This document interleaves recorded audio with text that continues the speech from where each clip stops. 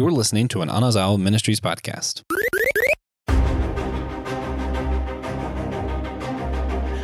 Is it me? Or without the helmet, is Master Chief's head just ridiculously too small? Today on Systematic Ecology, we are going to be covering all of that and more. Today's episode is for all of you die-hard Halo fans out there. We're going to be discussing the TV show. I'm sure we're going to be getting into a bit about the games and our experience with the games. This is Systematic Geekology.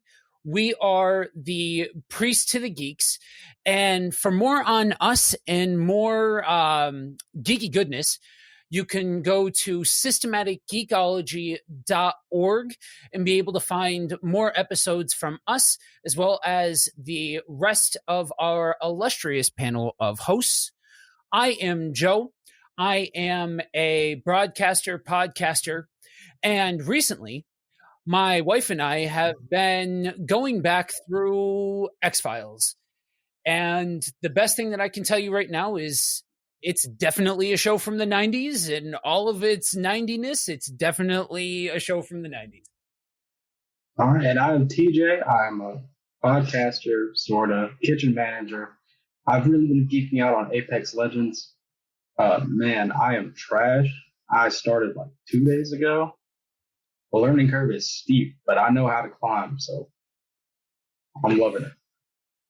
So, funny story before we kick into it. My nephew, who is all of 16, and I were playing Apex Legends. This is the first time I had ever played it, and he was showing it to me. And talk about humbling for a retro gamer. I got my tail kicked playing that game. I was trash. Yeah, man, especially now, like everyone who's still playing has been playing for so long. Yeah. It's just, it's almost overwhelming. Yeah.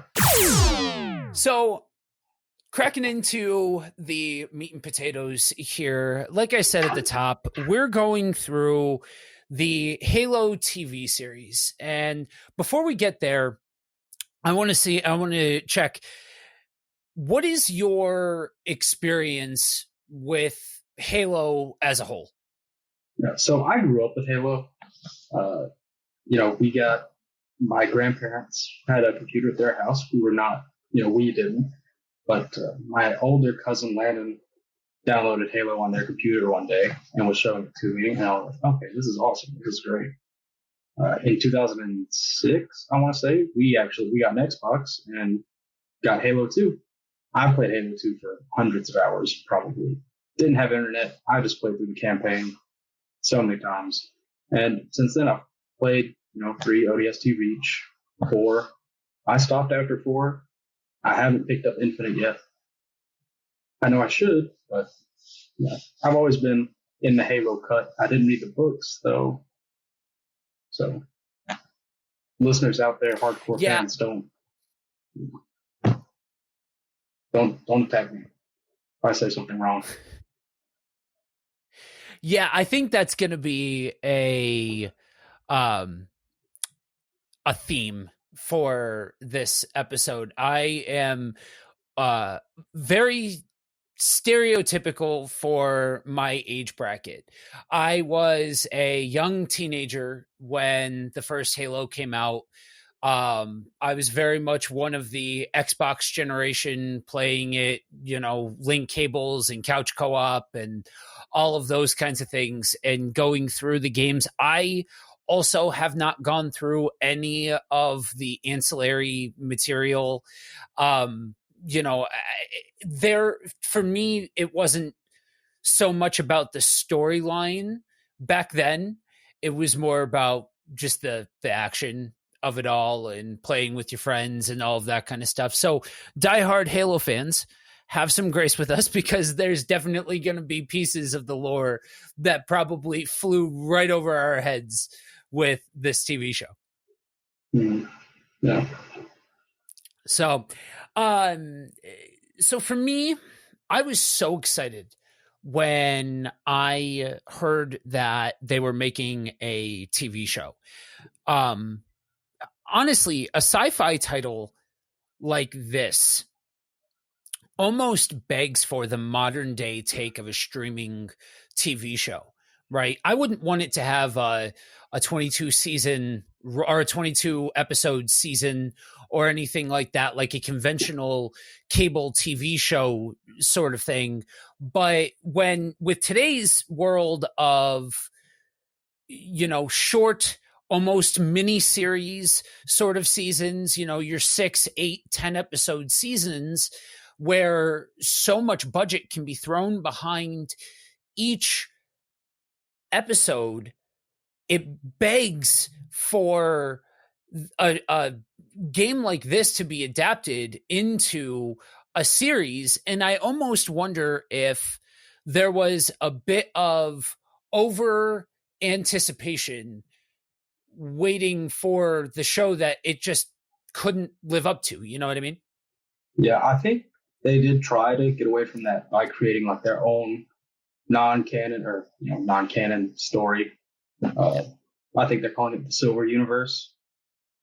But I did like that change because that means I can pretend that I never saw Spartan 117's face. That works for me. That makes it a lot easier to watch the show. But I do think this, like the miniseries, long episode kind of format, is the only good way to adapt video games. The stories that video games usually tell is so expansive that it's just 30-minute episodes, 12, 20 episodes is usually just not going to cut it. 20 might be enough, but you lose that pacing in between episodes. And right. Do you know how many episodes they're planning on doing for Halo? 10, I believe. 10? Yeah, so almost 10 hours. That's perfect. It's too long to tell in a movie. It's too long, or it's too short for a really long TV series. I think more video game adaptations should go that way. But I was terrified when I heard that the Halo show was coming out.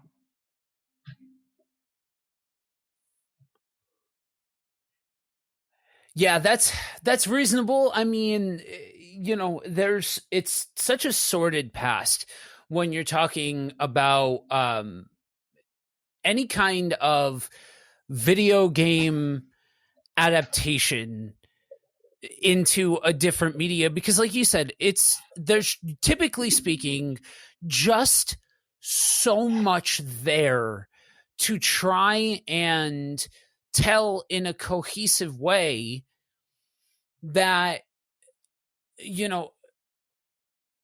it begs for having an extended format, but not too much, otherwise it's just going to get boring, and so yeah, I would have to agree that this 10 hours should be a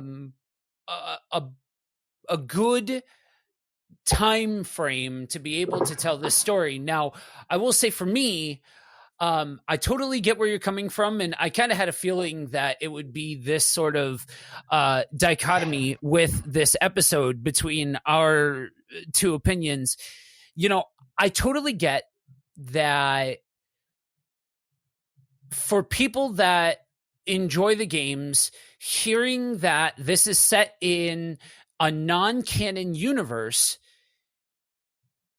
makes it more palatable to be able to take all of this stuff in. The problem is, and this tends to happen from what I can tell, from creators that openly state, I don't have any experience with the source material.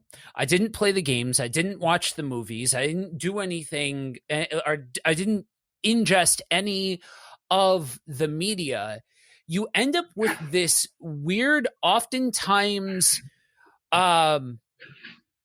nonsensical sort of product. And for me, I see everything that's going on here, and I'm just simply like, I don't care. You know what I mean? Like, I don't, you haven't given me a reason to care about this guy without his helmet on with the ridiculously small head? And to answer that question, he does that armor without the helmet makes his head look so small.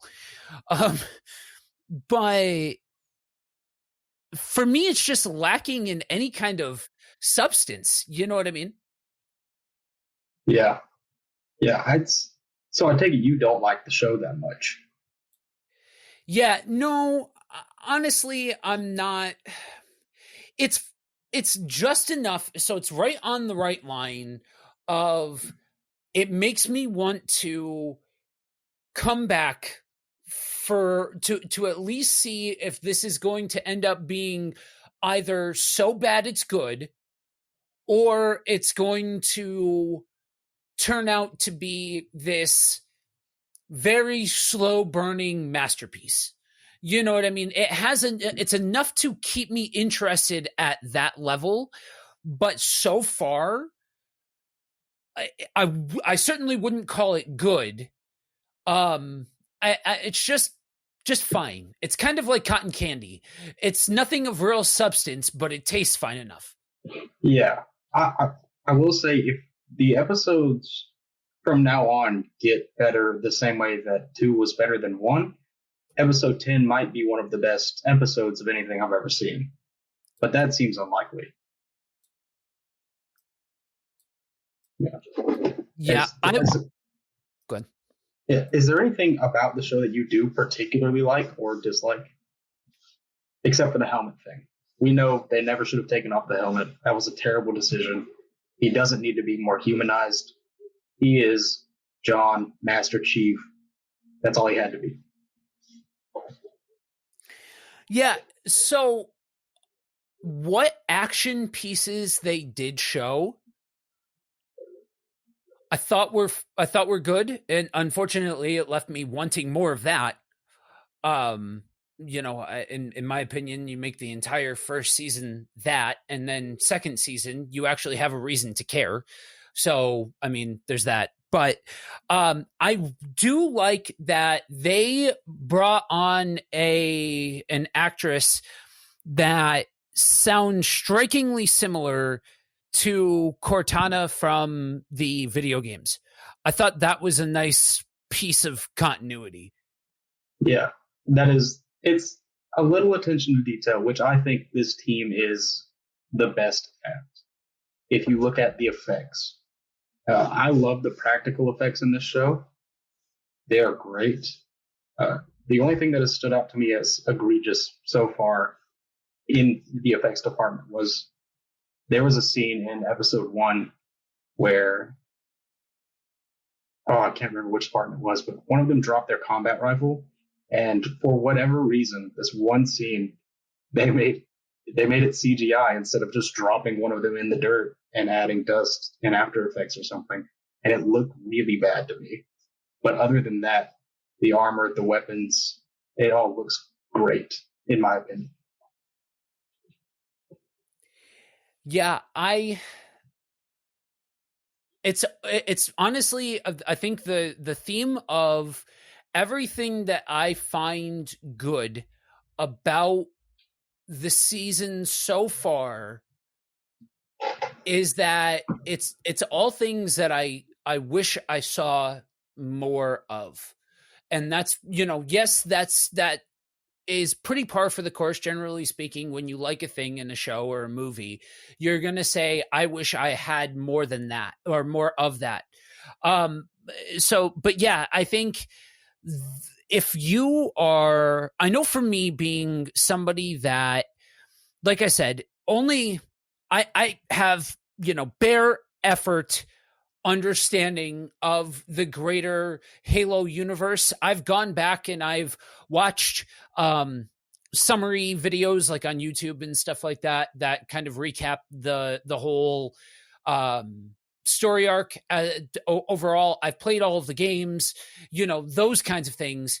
So if somebody like me is appreciating some of the nuance in the armor and the action and all of those kinds of things, I would only imagine that somebody who has a deeper experience base and a deeper connection would appreciate these things that much more, you know? Yeah, I have two friends that I talk to pretty regularly that are just massive Halo nerds. Mhm. And they're on pretty much exact opposite ends of the spectrum when it comes to the show. One of them absolutely despises it, and one of them loves it so far. So that was absolutely zero help when I was preparing to do this episode. Yeah, But I had one friend that for as long as I've known him, he's been super into Halo, and he likes it under the same pretense like what you said, that he was able to compartmentalize the fact that this is not the main Halo universe. This is somebody who took the character and decided to do something entirely different with it. My only problem with that mode of thinking is that the way that they present the information thus far, and I won't go too far into spoilers for episode 3 or anything because I've seen it, but they present it in a way almost like you're expected to understand why Master Chief is significant and why all of these different things are significant, but in a way that you don't really know what exactly they're drawing upon, because some of it's the same, but some of it's drastically different. Mm-hmm. Yeah, I cannot possibly put myself in the footsteps or in the shoes of someone who has never interacted with Halo. But I can imagine just watching the show, you have no idea that Master Chief is the guy. Right. Like Master Chief's middle name is Covenant Killer. Like he is the Spartan. No one's better than him. Full stop.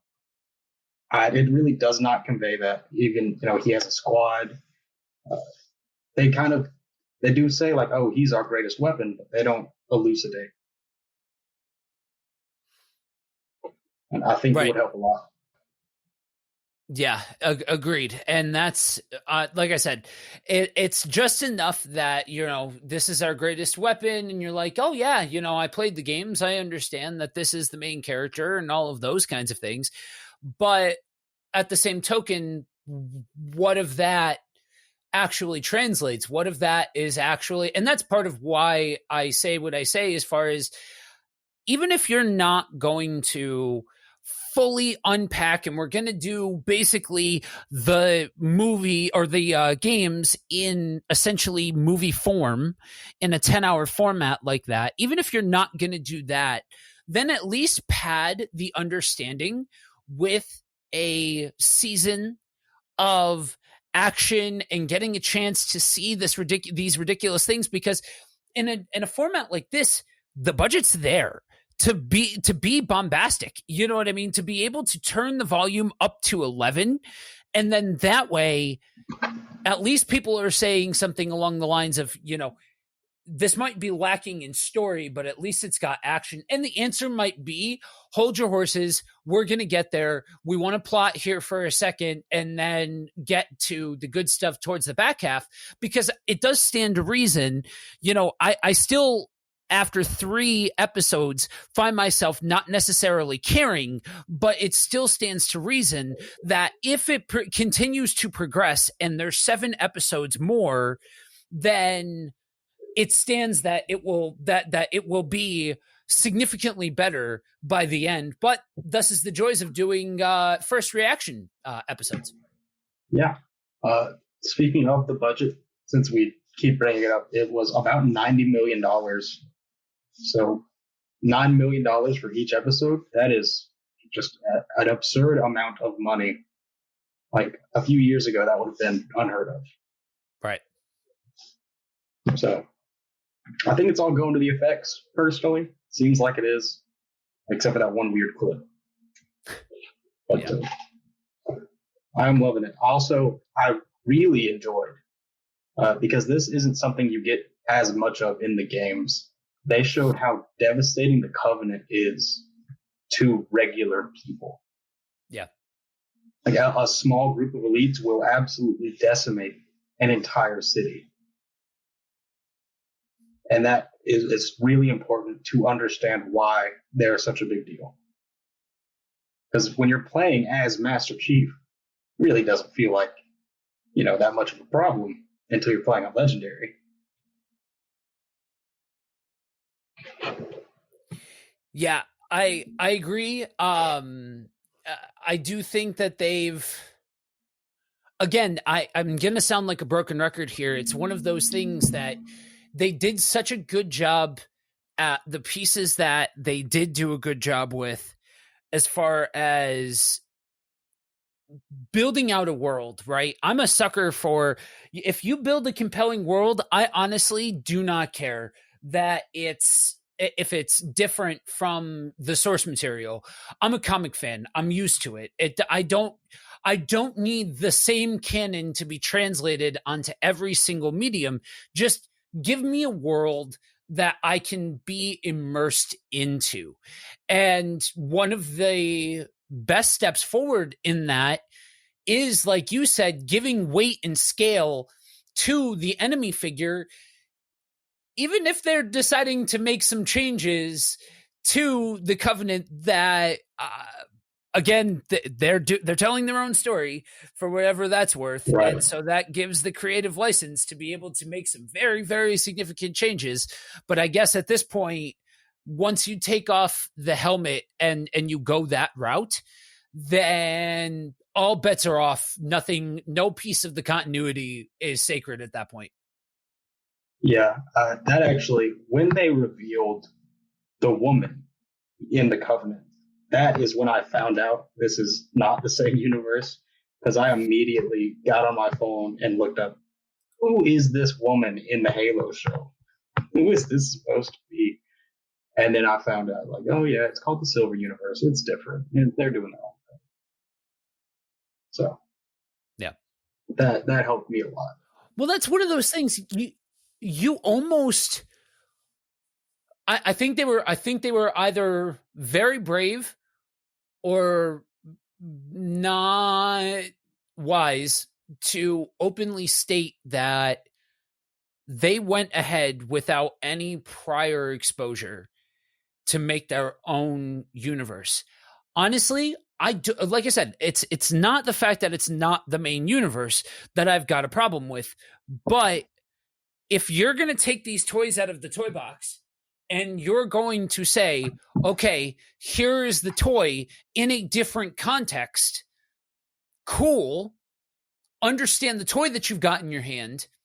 And if you're going to try and make that toy into something different, then it's not the same toy. You might as well just make your own character at that point. You know what I mean? And I think for by and large, you have more people that are more instances, I should say, of that going poorly when a creator steps forward without having any exposure to the characters previously than you do times where it was a smashing success. And so it's a little hard for me to be optimistic about the future of the show, understanding all of the pieces as they are. Yeah, I can think of exactly one time off the top of my head where a film was made without as much knowledge of the series as they could have had, and it turned out well. It's Annihilation, the suspense horror movie from 2017. I love that movie. I love those books, but the screenplay writer just read the first book and then immediately wrote the whole movie. And the author, when he was talking to the author about doing that, he was like, hey, I'm going to release the next 2 books in like the next year. You could just wait. He said, no, I'll just use this. And then he got a lot of flack for whitewashing the cast. And in the first book, you literally don't learn any of their races or names. I just thought it was really funny when that started happening, because he literally did not know anything about them. But it went well for them. Maybe it'll go well for Paramount Plus. We can only hope. Right. Yeah, I was a really big fan of the movie. I knew that there were other stories out there. I knew about the books and things, but I'd never read them. Oh But yeah, oh Annihilation's a yeah, really good movie, in my opinion. yeah. Oh, read the books. They're like 100 pages long. Oh, They're nice. great. Oh yeah, check them out. Read them in a day. They're so good. But do you think you're gonna watch season 2 of Halo if this season does not turn out well? See, the one thing I will go for it, I will say goes in its favor is that it's going to a streaming service. I probably wouldn't follow it episodically in the same way. Maybe once it's all out, I'll binge through the entire thing. But I think that's one of my biggest problems is currently speaking from week to week in that kind of episodic format. I don't have a huge hook to stay interested in that kind of way. It's kind of a morbid curiosity at this point for me right now. So if this one doesn't end up panning out, like I said, I may binge it once it's all out. But other than that, probably not. Right. Yeah, I get that. That's kind of.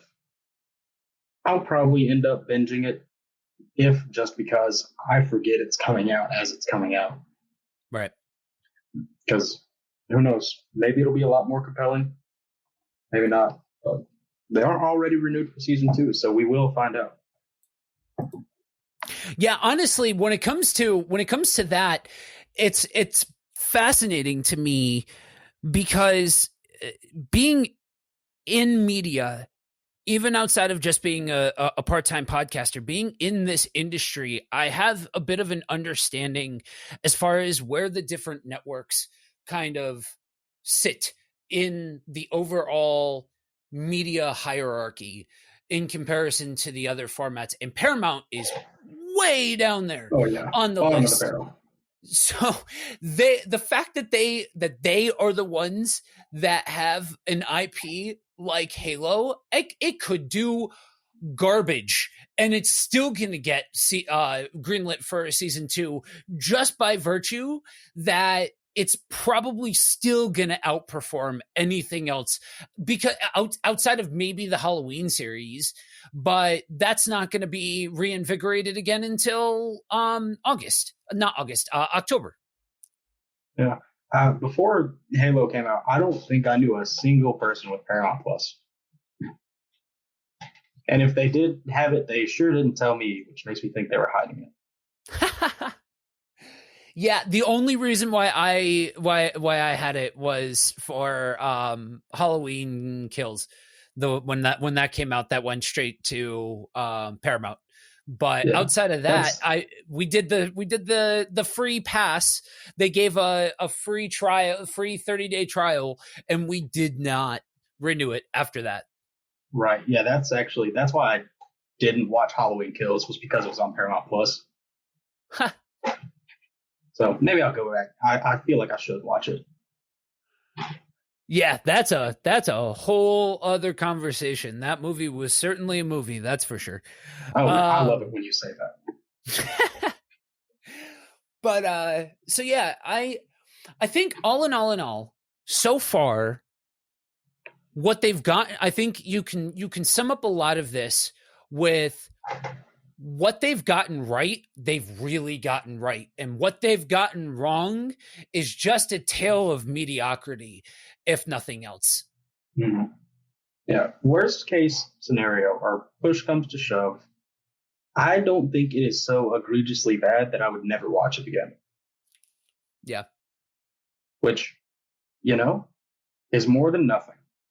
Like if my roommate came in and said, "Hey, I haven't seen Halo. You want to watch it?" And I'd probably watch it with him. Right. Yeah, that's certainly a step in the right direction. To be able to at least say that it has rewatch value in your mind is certainly better than nothing. Yeah. Yeah. But on a scale of 1 to 10, what would you put the show at so far? So far, I would put it at a 5. And the only reason why it's not lower than that is the whole emotions bit interests my philosophical mind, I guess is a good way of putting it. It makes me think about the whole ball of yarn that is trying to figure out emotions and memories and all of that kind of bit, that kind of notches it up to a 5 for me. How about you? Yeah, 5. It's enough to keep me watching. Yeah. It's not enough for me to just turn it off, but I was close when he took off the helmet. And I really do like the way it looks. I love the way it looks. They did a fantastic job, in my opinion. That alone is enough for me to watch most of it, because what if they show something cool I want to see? Right. What if I get to see a brute or a hunter? You know?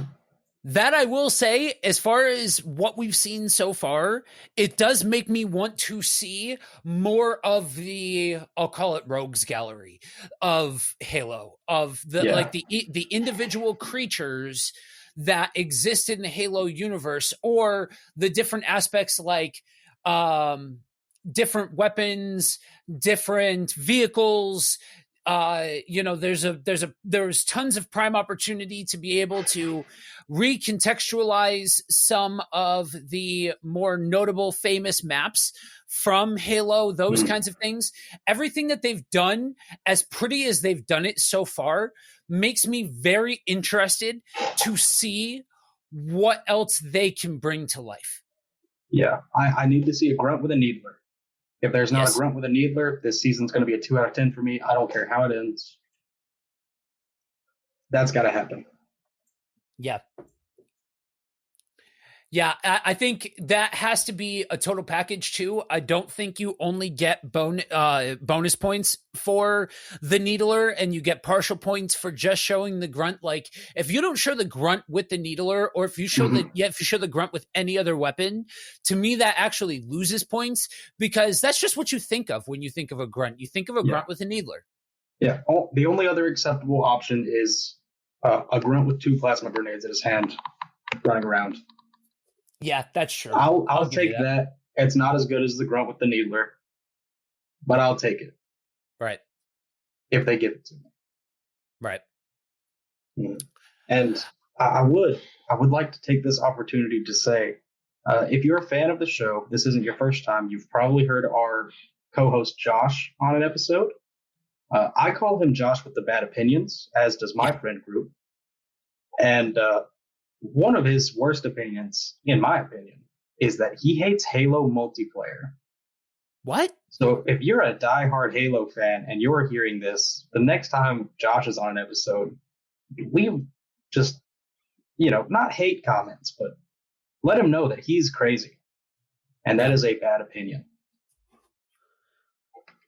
Yeah, I feel like Josh deserves to hear about how bad that particular opinion is. I have heard a lot of Josh's bad opinions, and I thought that his opinion of Rose being the best Doctor Who companion took the top of the mark for me. Man, that I've never heard him say that he doesn't like Halo multiplayer. That definitely takes the cake as far as the worst opinion that I've heard out of Josh. Yeah, and Josh is our editor, so he is going to hear all this. Yep. You're welcome, Josh.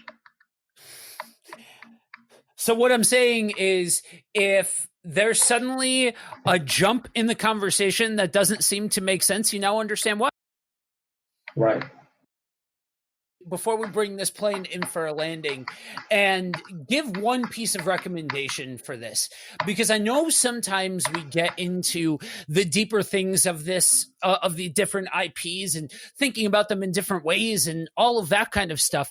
I will say, if there, for those of you out there that have that philosophical approach to life, that don't mind unpacking thought experiments and what ifs, and enjoy that aspect of storytelling, there is something to the whole fact that we're seeing Master Chief kind of questioning everything, so to speak, and wrestling with emotions and memories and all of those kinds of things. Now, the reality is that you've not made me care about any of the things that he's questioning yet. But the fact that that whole idea of exploring emotions and exploring thought and exploring personality and all of the tied in aspects of that to me is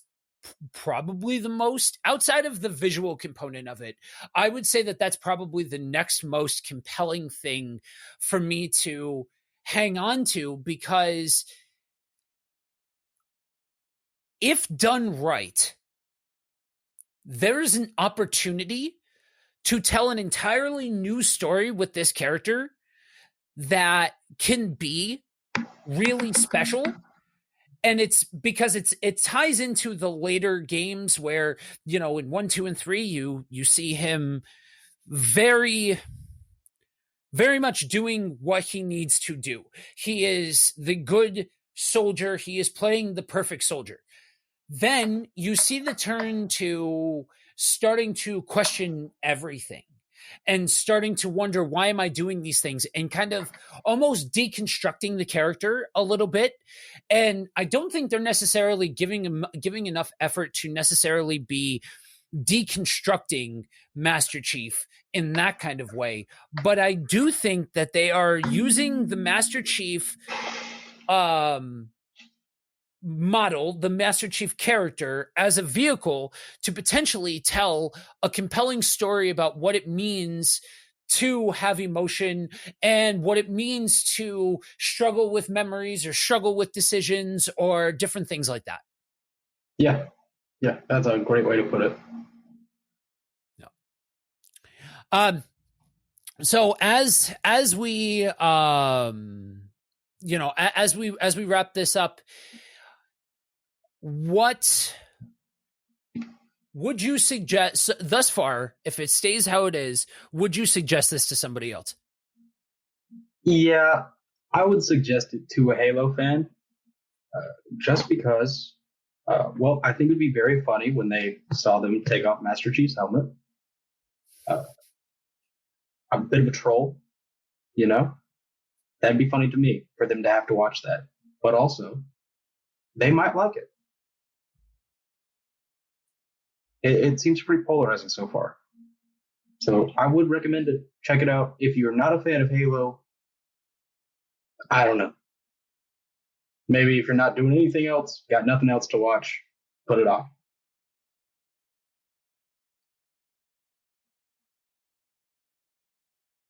Yeah, I would say the same thing. You know, I think for those listening that want to hear early reactions before they decide whether or not they want to give their time, then I would say it's fine. It's fine.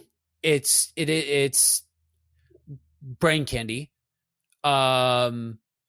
Especially if you're not a Halo fan, it's brain candy. If you are a Halo fan, just fully understand that you are not going to see what you are expecting out of a faithful adaptation of a Halo movie. And that includes the lack of the wrist hologram thing. It's a pet peeve of mine. The way that they did it makes absolutely no sense as to why the other people can just have the risk thing. Like that was an unnecessary change. And I understand that they didn't actually watch it. And that's part of the thing that ends up falling by the wayside when you don't watch the source material. I'm just saying, rant over. All right. That was a good one. That was nice and short. Yeah. So what, as we wrap this thing up, what recommendations do you have for the listeners? I cannot in good conscience recommend Apex to anyone, so I will once again recommend that you buy Elden Ring. My God. Elden Ring is fantastic. It is so good. I cannot stand how much I want to play that game all of the time. Great game. What about you, Joe? I would recommend jumping in on the Teenage Mutant Ninja Turtles run, The Last Ronin.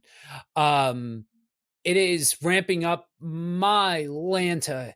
Is it some of the best turtle storytelling that I've seen in quite a while. And I'll go as far as to say that if you are a fan of the style of storytelling that the 80s cartoon does, where a lot of the time it's lighthearted and, cowabunga, it's not afraid to go darkest timeline, but do so in a way that tells a very interesting story. That is exactly what The Last Ronin is. And it's honestly a Turtles masterpiece. Yeah. It is very much darkest Turtles timeline, but it is so good. Yeah. Yep. All right. Let the people know where they can find you. Well, if you're that interested, you can go to our website, systematicgeekology.org. I have a bio there. I really don't do much. You'll see if you read it. You can also find me on the Whole Church podcast, wherever you're listening to this, unless it's on systematicgeekology.org, where I run a church unity podcast with our co-host, Josh with the Bad Opinions. I want you guys to understand that it is now your solemn responsibility that when in public, on the Facebook page, in the group, or anything like that, when you address Josh, you address him as Josh with the Bad Opinions. Yeah. Mm-hmm. JWBTO. JWBTO. There it is. Yeah. You can find me. I'm on the air 6 out of the 7 days a week with either Buddy Walk with Jesus or Kingdom on the Road. You can find me buddywalkwithjesus.com as well as all of the socials. So if you are interested in hearing more of our illustrious voices or any of our wonderful hosts, like I told you, you can go to systematicgeekology.org to find all of the episodes. And if you just find yourself wanting more, you can go to patreon.com/systematicgeekology. And there's bonus material there. There's regular monthly content for all of our wonderful patrons. And on top of it, you get to help keep the lights on and keep this ball running. So, And you could join our D&D campaign. We'd love to have you. Yep. They're kind of struggling through the jungles of Chult right now, and it's only going to get harder. So if you want to hop in, that would be awesome. There you go. They need some help. Do your duty and help them out. So that's it for now. Thanks for joining us. And remember, we are all a chosen people, a geekdom of priests.